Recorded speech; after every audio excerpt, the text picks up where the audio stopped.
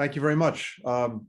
Colleagues, on behalf of President Biden, welcome. Welcome to the launch of the Global Coalition to Address Synthetic Drug Deaths. We are grateful to the senior government officials from more than 80 countries, as well as leaders from over a dozen regional and international organizations for joining us. We feel this acutely in the United States. Synthetic drugs are the #1 killer of Americans aged 18 to 49. And it's almost worth pausing on that fact. The #1 killer of Americans aged 18 to 49. Nearly 110,000 Americans died last year of a drug overdose. 2/3 of those deaths involved synthetic opioids. For the individuals, the families, the communities affected, the pain caused by these deaths and by the millions who suffer with substance use is immeasurable. It's also inflicting a massive economic toll. Nearly $1.5 trillion in the United States in 2020 alone, according to a report by our Congress. Our public health system, our criminal justice system, all bearing the costs. That's why President Biden has made it a top priority for us to tackle two of the critical drivers of this epidemic in the United States: untreated addiction and drug trafficking. In 2022, our administration released a national drug control strategy that, for the first time in the United States, embraces harm reduction efforts that meet people where they are and engages them in care and services. America is far from alone in facing this challenge. According to the United Nations, more than 34 million people around the world use methamphetamines or other synthetic stimulants annually. And every region is experiencing an alarming rise in other synthetic drugs. In Africa, it's tramadol. In the Middle East, fake Captagon pills. In Asia, ketamine. One of the main reasons we wanted to come together today is because we believe the United States is a canary in the coal mine when it comes to fentanyl, an exceptionally addictive and deadly synthetic drug.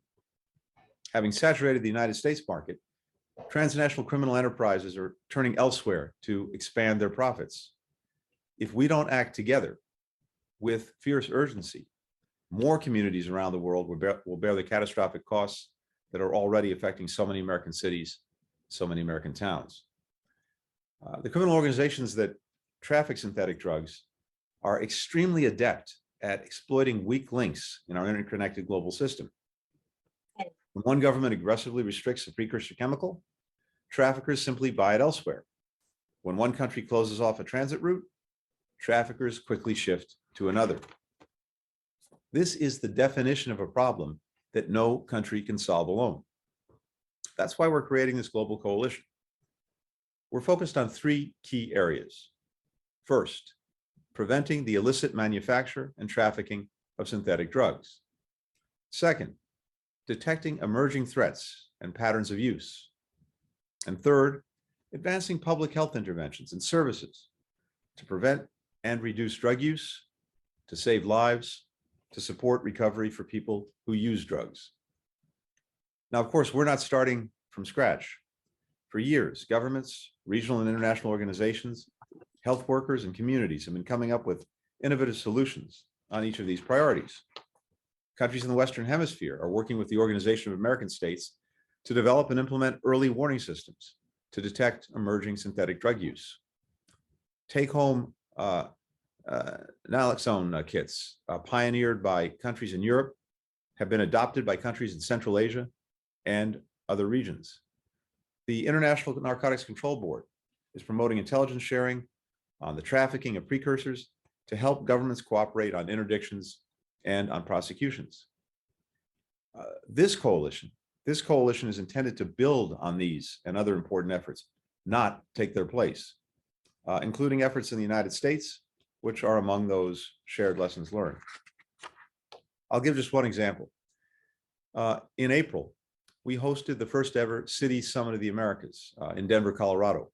We brought together more than 250 mayors from across our hemisphere, along with governors, tribal and indigenous officials, leaders from civil society and the private sector. One of the sessions that I attended focused on local efforts to combat the fentanyl epidemic. The city of Denver's crime lab shared how it tracks the emergence of new synthetic drugs and overdoses. Mayors from Canada, from Ecuador and Mexico spoke to their strategies to tackle the rise in synthetic drug use. This is precisely the kind of collaboration that we'll foster through this global coalition, while championing other voluntary best practices, like improved information sharing between governments and the private sector, better labeling, and know your customer protocols to help prevent the diversion of precursors into illicit use. Today, in addition to this ministerial meeting, we'll convene 3 expert panels. The panel discussions will help define the goals of distinct working groups, one for each of the coalition's major lines of effort, which will carry our collaborative efforts forward over the coming months. Then in September, we plan to host an in-person meeting of this coalition on the margins of the United Nations General Assembly, high-level week, where the working groups will report on their progress and help us chart a way forward. At every step, our focus will be on developing practical policies, diminishing the public health and public security threats posed by synthetic drugs, improving the lives of our people,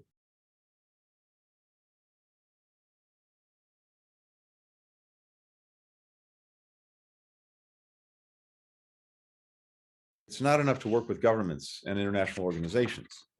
We need to partner with the private sector, including chemical manufacturers, shipping companies, social media platforms, because this illicit trade is built on the pillars of legitimate global commerce.